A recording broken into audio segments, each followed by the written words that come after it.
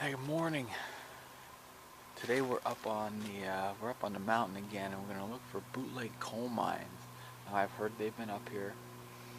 There's some old dirt roads that run up and down the mountain, so I think we're gonna search along them because that seems to be the spot where they would be. Now these bootleg coal mines, they happened during the Depression. Coal companies laid off approximately 80,000 workers here in the coal regions of Pennsylvania. So these guys were out of work. They had nothing to do, and it was the only thing they knew how to do.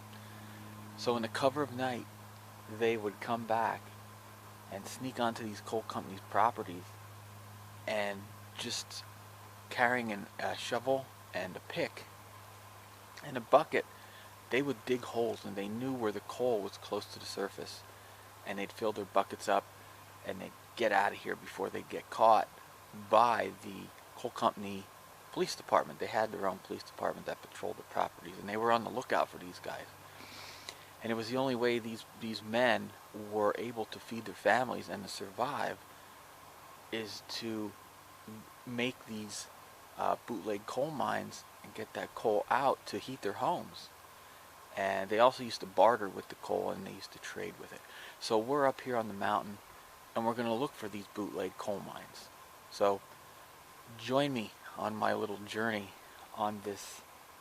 It's 2 days from the first day of spring. I can't believe it. Time actually did go pretty quick this winter. But it's a cold morning, and next week is supposed to be in the mid-50s, so I think we're through it. I think we're through the winter. So let's head up on the mountain and see what we can find today.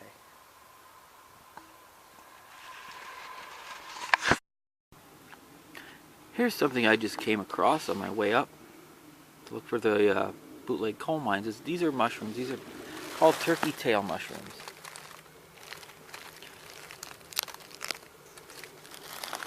First, let me say I'm not responsible for any misidentification of mushrooms that make you sick.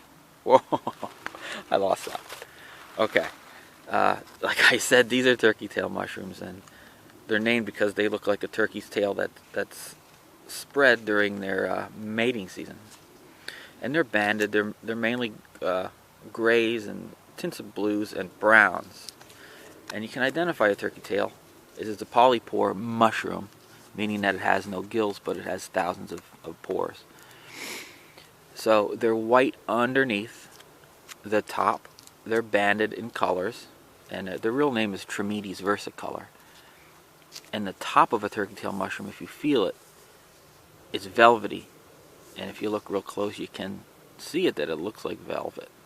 What I do is I take these home, put them in my food dehydrator, dry them up, and I save them in mason jars. And then what I do is I cut these into small pieces, simmer them on the stove for about 20 minutes to a half hour, and I make a tea from them. And they're one of the most potent medicinal mushrooms you can ever find. And they're said to boost your immune system. And also they use them in Asia as cancer killers. They're known to kill cancer cells, some types of cancer. And they give them to people going through chemotherapy to boost their immune system up where it should be. The turkey tail mushroom. Let's keep going. I just came across this bottle dump. Everything on the top seems to be fairly new, except there are pieces of milk bottle, probably from the 40s or 50s. But I did find something just a little goofy and interesting. I'm not going to stay here too long. Maybe another day I'll come up and investigate it. But I found this. Look at that guy, right? He's a guy with big ears holding a... looks like a big syringe. Isn't that bizarre? Anyway, turn it over. And on the bottom, I don't know if you could read that because of the sun, but it says Mouse Man, 1966. Never heard of Mouse Man before. If anybody has, let me know. It says Mouse Man, 1966, made by Ideal. Isn't that weird? Look at that dude. I'm going to take that back home. I'm going to research that a little bit, see what I can find out about it. Let's see what else we can find around here.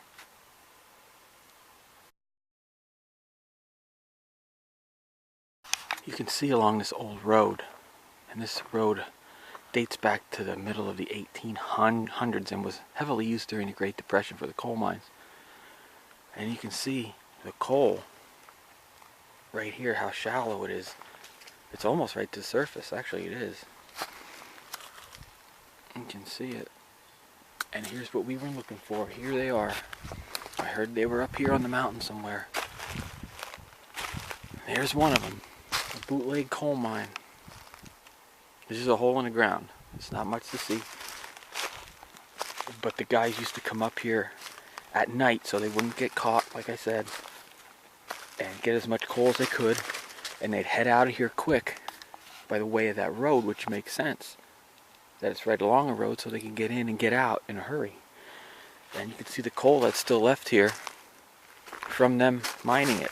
And when I say mining it, it's very crude. They didn't have any tracks or rail cars or buggies of any kind because they snuck in here. So they just had a shovel and a pick and a bucket.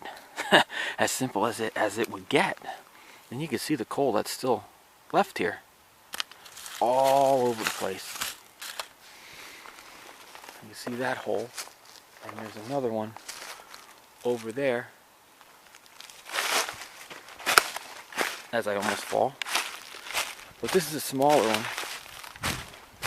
As you can see right here. There. There's another one down over there. And there's another one over the hill. And there's a smaller one up there, which I don't think it produced anything, and they didn't go too far on it. But they knew what they were doing, and these holes are in a direct, straight line with each other. So they knew where the vein was.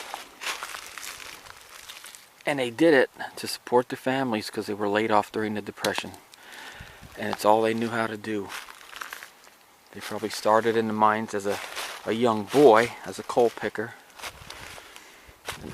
That's all they knew how to do, and that's what they had to do to survive. And it's because of these bootleg coal miners is what kept this area going. And without this coal and without these miners, this area wouldn't have thrived and survived. So we came up here and saw them. I heard they were up here. Actually, I didn't hear they were up here. I researched it. And a piece of history. A piece of history that probably not many people even know is here. And unfortunately, not many people care is here. It's sad. A huge history to this area just gone to waste pretty much. Alright, that'll do it for today. I gotta hike out. If I see anything interesting on the way out, I'll flip the camera on. That'll do it for today. I'm going back for some lunch.